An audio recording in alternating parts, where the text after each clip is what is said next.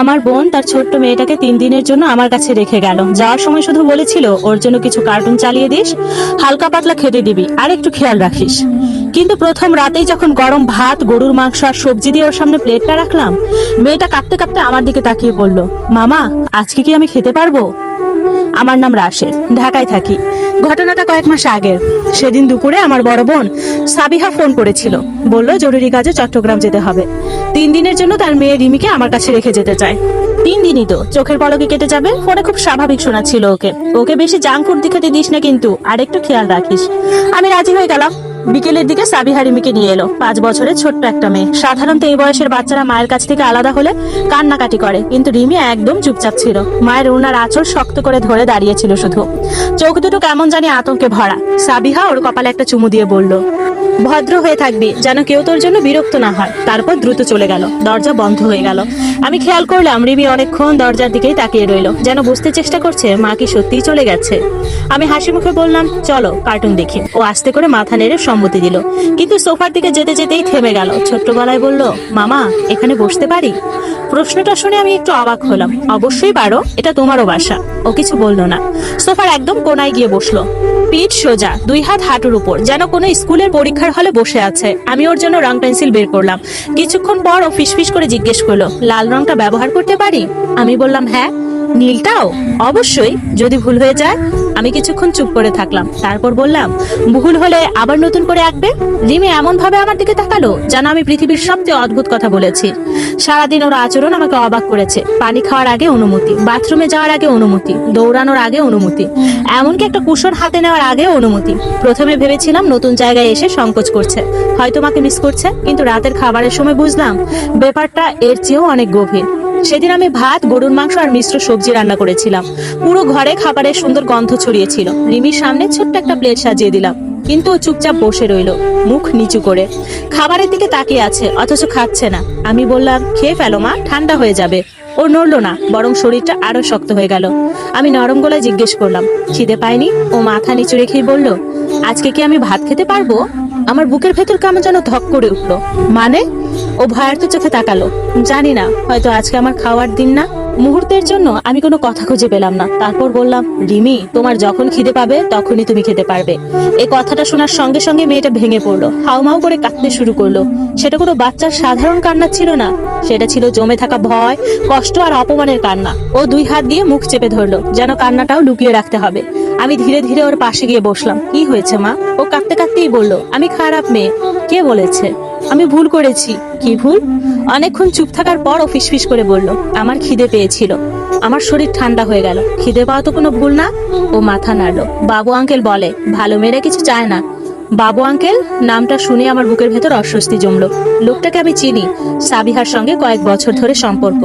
সবার সামনে খুব ভদ্র, খুব দায়িত্বশীল, কিন্তু সেই মুহূর্তে হঠাৎ করেই সবকিছু অন্যরকম লাগতে শুরু করলো। আমি জিজ্ঞেস করলাম, তুমি যদি কিছু চাও তাহলে কি হয়? রিমির চোখ আবার ভিজে উঠলো। তাহলে পানি দিবস হয়। আমার গলা শুকিয়ে গেল। পানি দিবস মানে? সারাদিন শুধু পানি খেতে হয়। আমি কিছুক্ষণ কথা বলতে পারলাম না, শুধু তাকিয়ে রইলাম মেয়েটার দিকে। এই বয়সে একটা শিশু এমন কথা কিভাবে বলতে পারে? আমি প্লেটটা ওর দিকে এগিয়ে দিলাম। খাও মা, যত খুশি খাও। রিমি কাপা হাতে চামচ ধরলো। প্রথম লুকমা, তারপর দ্বিতীয়, তারপর হঠাৎ করেই দ্রুত খেতে শুরু করলো। এত দ্রুত যেন কেউ এসে যে কোনো মুহূর্তে প্লেটটা কেড়ে নেবে।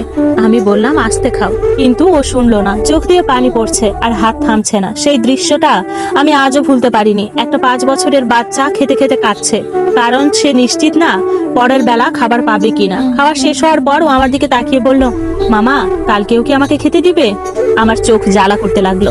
আমি কোনো উত্তর দিতে পারলাম না, শুধু ওকে বুকে জড়িয়ে ধরলাম। অনেকক্ষণ পর প্রথমবারের মতো নিজেকে আমার কাছে ছেড়ে দিল, কিন্তু ওর ছোট্ট শরীরটা তখনও ভয়ে শক্ত হয়েছিল।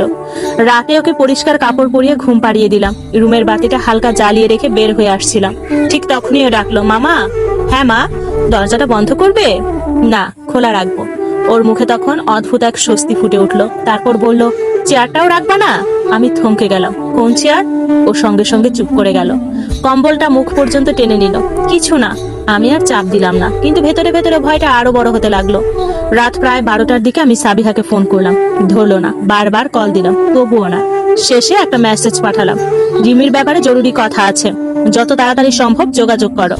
তারপর রিমির ব্যাগটা গুছিয়ে রাখতে গিয়ে একটা খাতা পেলাম।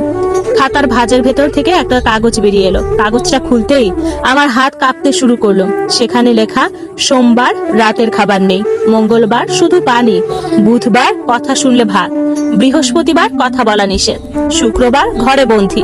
আমি স্থির হয়ে বসে রইলাম, আর কাগজের একদম নিচে বেগুনি রঙের কলমে আঁকা বাঁকা শিশুসুলভ হাতে লেখা।